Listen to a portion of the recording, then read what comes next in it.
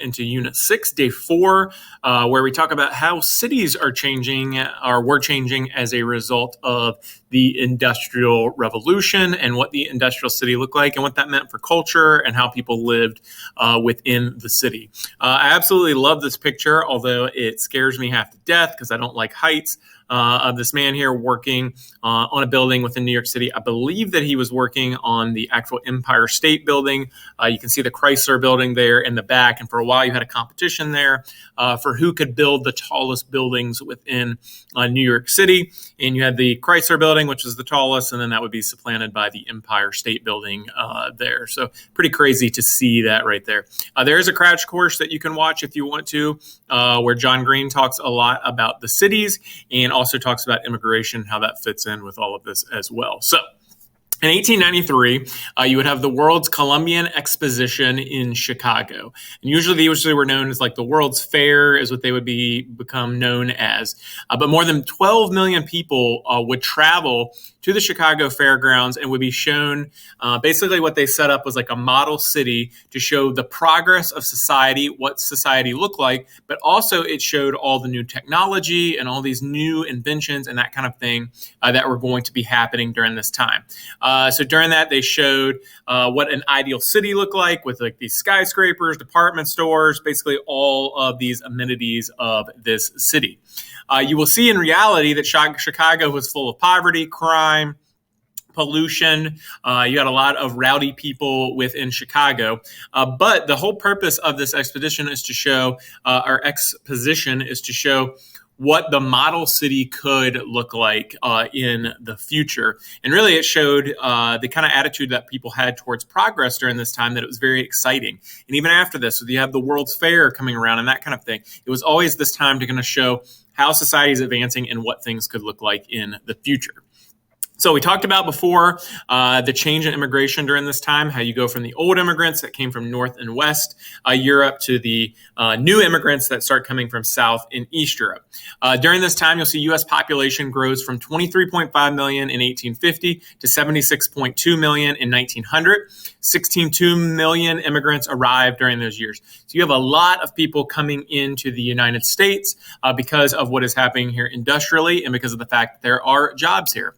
As we talked about before, these new immigrants coming into the country, you're going to see a lot of them are poor and illiterate. A lot of them are Roman Catholic, Orthodox, and Jewish, which is going to cause issues for some people. Again, we talked about in U.S. history how people always had the suspicion of Roman Catholics, but also Orthodox Christians, which would be different than what the normal Protestant Christians were here, as well as Jews. So you are going to see there is going to be some pushback. That chart right there shows the number of immigrants coming into the country throughout history. And you can see that big spike there in the middle is the time period here that we are talking about. So in response, like I said, a lot of Americans weren't huge fans of these immigrants coming in.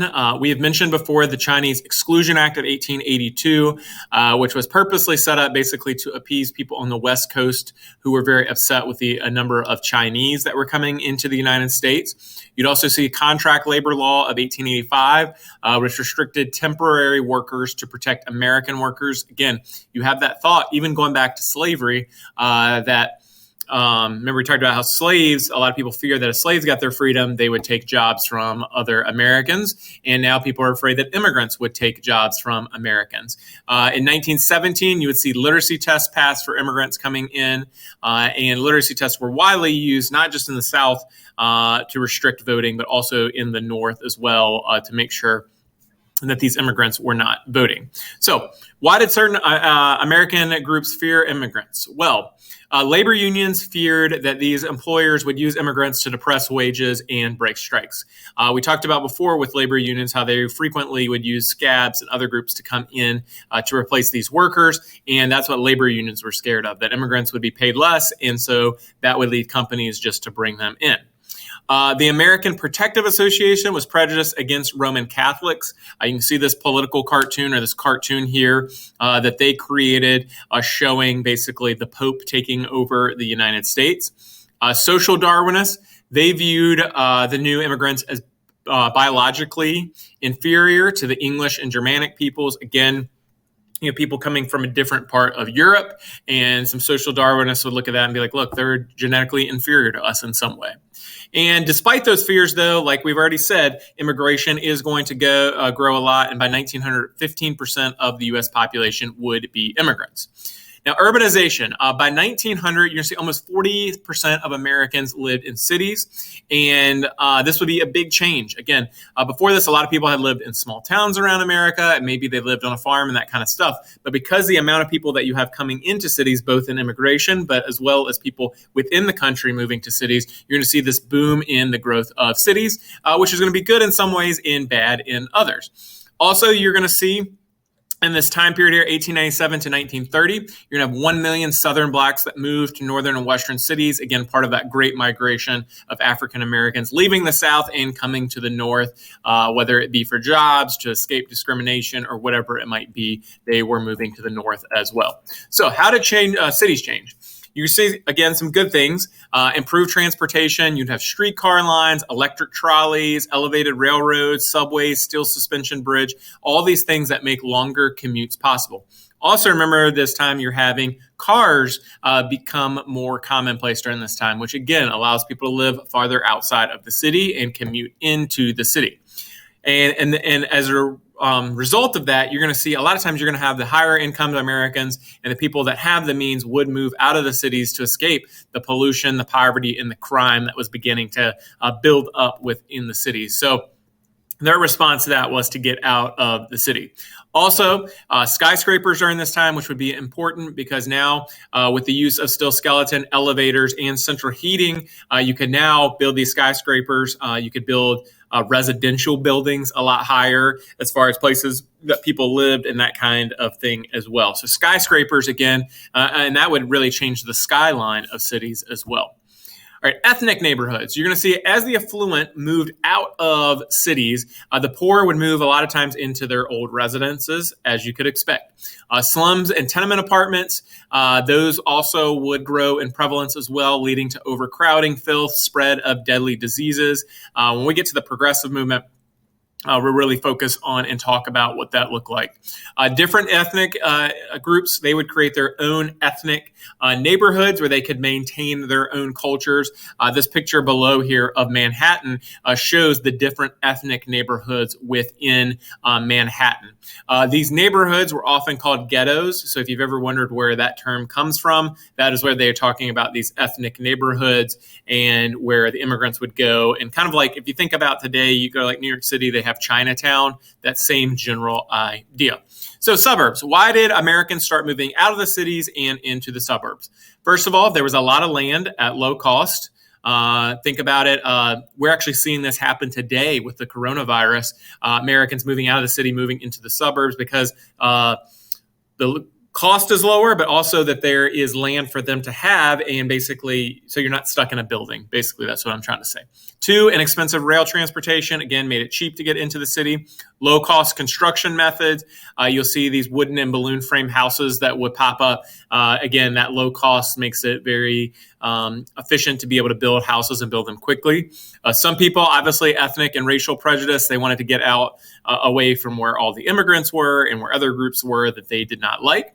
And you're going to see American fondness for grass, privacy, and individual houses. And I would say that this is still prevalent within American society today. Even though we've seen over the past decade or 20 years or so, more Americans start moving back into cities. I would argue that you're actually starting to see more people now move out of the cities, like I said, in response to coronavirus, because people want grass, they want privacy, and they want their own individual house. Now, this is very different from Europe. In Europe, the wealthy tend to stay inside of cities near the business districts, while often the poor moved outside of the cities. Again, that's not to say one way is right or the other. It's just very different ways of viewing things and different perspective on how people wanted to live. Then you have this difference between a private and a public city. A private city is where private enterprises provide services for a profit. Basically, so everything, instead of having water controlled by the government, you would have a private entity that would offer clean water and that kind of thing and do it and try to make money. But you're going to see that the first attempts to set up a city is going to be a lot of private entities doing that. But as the cities got worse and worse as far as condition, more and more crime, waste, pollution, all that kind of thing happened, people started calling for government intervention. And that's when you're going to have this move towards the public city, where you're going to start seeing the city governments being responsible for a lot of these services for the people in their city. So now, for example, we live in Bedford County here. You're going to see Bedford County has water and sewer services. They have trash services. You go take your trash to the dump or wherever. Somebody comes and picks it up for you and that kind of thing. Also, city governments start working on beautification projects in a city, setting up parks, such as in New York City. You had a Central Park set up, street lighting, investing more money in police to make sure the cities are safe, and all of those different things. So you're going to start to see the government grows with this, as the government is expected to provide more in these cities to make sure that they are safe, that they are clean, and that you have clean water and all that kind of thing. So why were so many immigrants coming to the United States during this time?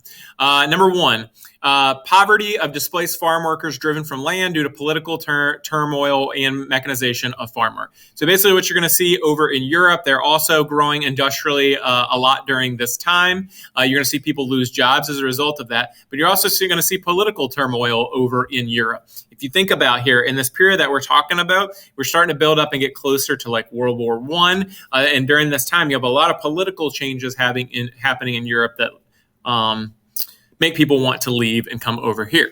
Two, overcrowding and joblessness in European cities. Again, that goes right along with number one there. But again, European cities were really, really growing. And because of overcrowding and people not having jobs, they decide they want to come to the United States. Three, religious persecution. And you were seeing this especially of Jews in Eastern Europe during this time. And we tend to think about World War II and Hitler's treatment of the Jews as kind of being like this weird part in American history. But again, know that a lot of people in Eastern Europe didn't really care for Jews for a very, very long time. So Hitler was able to seize on a lot of people's dislike of Jews already to do what he did. And that is going to be what leads some people to come over to the United States. Four, the U.S. reputation for political and religious freedom, an abundance of jobs, and land in the West. Again, this is still true today. People view the United States as a land of opportunity, a place where they have a lot of freedom and that kind of thing, and a place that they can come and create a new life for themselves. And that's how people viewed it, or immigrants viewed it during this time as well. Also, you're going to see steamships would make trips to the U.S. cheaper, which meant more and more people could come over because there wasn't such a barrier to entry with the cost of a steamship ticket. Now, within the cities, you're going to have bosses and political machines, and this is actually going to connect to immigration. Political parties in major cities came under the control of tightly organized groups known as political machines. Usually these political machines are going to have a boss who is the person that gave the orders and gave out jobs to supporters and that kind of thing. Boss Tweed, he is pictured there. He's probably the most infamous of the political machine bosses. He was located in Tammany Hall in New York City. And again, he is the most famous. You're going to usually see him in political cartoons and that kind of thing. Now, how did political machines involve immigrants? You're going to see that political machines often help bring modern services to cities, but they also helped immigrants as well. Now, their intentions were not wholly pure. The reason they helped immigrants is because, like, hey, I help you, you should vote this certain way in the election. But they did serve a vital purpose in helping immigrants come here, even though the reason they were doing so wasn't totally pure. It was good that they were helping immigrants as they came into the country, help them get housing, help them get jobs, and that kind of thing. And again, in the end, they wanted that for the votes that those immigrants would give them. They would also be bad, though, that they would steal millions from the taxpayers in the form of graft and fraud. If you had a chance to watch that John Green video, he actually talks about how in New York City, how much the cities were spending on building like government buildings because of all the graft and fraud that was happening as a result of political machines and what they were doing and how they were stealing money from the taxpayers in a variety of different ways. So those are political machines. Now you will see that during this time that you do have the push towards reform movements in several different areas. Henry George would write Progress and Poverty, and he proposed replacing all taxes with a single tax on land. Again, you can say that this is almost a way of striking back against the people that were moving out of the cities into the suburbs. Edward Bellamy, he would write Looking Backwards, and in that he envisioned a future in which society had eliminated all poverty, greed, and crime. Again, looking at how the cities were, you can see how people would have wanted that to happen. And then you would have settlement houses. These had been set up. These are set up in cities all over the country, but the most famous would be Jane Addams and her Hull houses in Chicago.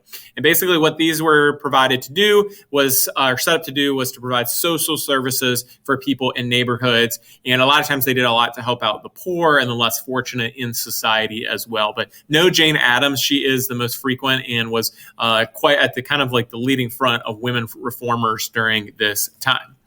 Now, the social gospel. I think I've mentioned this before in a video, but the social gospel is often, you could say, the church's response to what was happening in the city. The social gospel believed in the importance of applying Christian principles to social problems that were happening within society. So you're going to have Walter Rauschenbusch. I probably butchered that.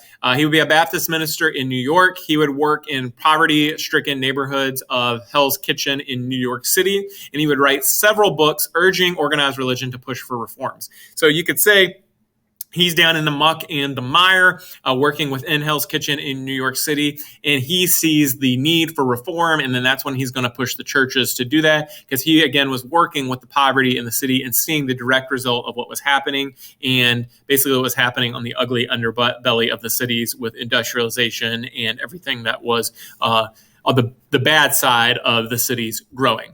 You'd also have other religious leaders jump in and push to help out as well. Catholic Cardinal James Gibbons, he would defend the cause of organized labor and talk about basically that's unions, talk about how important they were to help improve working conditions. Dwight L. Moody, he would found the Moody Bible Institute, which helped train urban evangelists to adapt Christianity to the cities.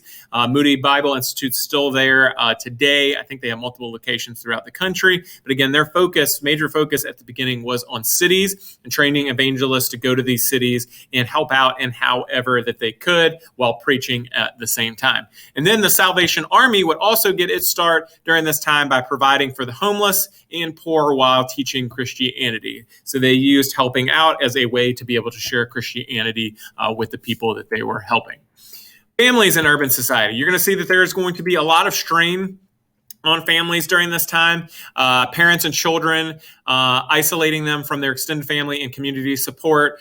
Basically, if you think about it, people moving out of the cities, you also have the suburban environment in which they were living and all that kind of stuff. So you're going to see that it does put a lot of strain on the family in the family unit because of people moving to the cities and being separated away from families, or moving out of the cities and being taken away from their families.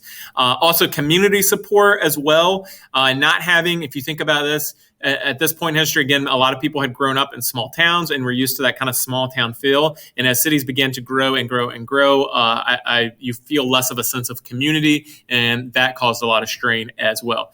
Divorce rates would increase to 1 in 12 families by 1900, and birth rates dropped as people no longer needed as many kids to work on a farm. Before this, it was seen that you would have a lot of kids if you worked on a farm, so that you had people to work on the farm. Also, I mean, you wanted kids, you loved your kids, but also they were very necessary for the farms. Now, what are some popular literature? During this time, you're going to see that a lot of the post-Civil War literature is romantic novels that depicted ideal heroes in society. You'll also see that realist and naturalism writings become more popular. The Adventures of Huckleberry Finn, of course, written by Mark Twain. In that, it reveals the greed, violence, and racism within American society. So we tend to always look at that and think of it as like this really fun book. But really, the whole purpose of it was to show these problems that were within society. The Red Badge of Courage, written by Stephen Crane, that showed fear in human nature during the Civil War. That's kind of considered a Civil War book and shows what the protagonist in that book went through. And then The Call of the Wild, which shows the conflict between nature and civilization. That was written by Jack London. They actually just did a movie about this, I think within the past year, about The Call of the Wild. And you can see that tension between moving out west and kind of trying to escape nature, but then that tension that there between when you try to escape and people are still there, and just the tensions that you have with that.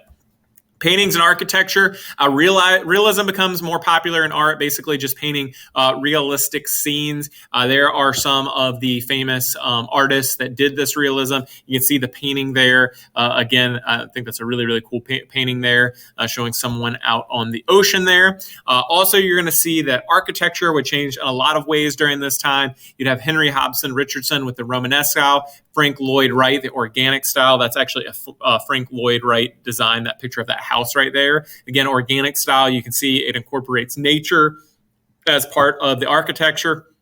And Lewis Sullivan with steel buildings. So all of these would change architecture during this time. I really like the Frank Lloyd Wright house personally there. I think it looks really, really cool.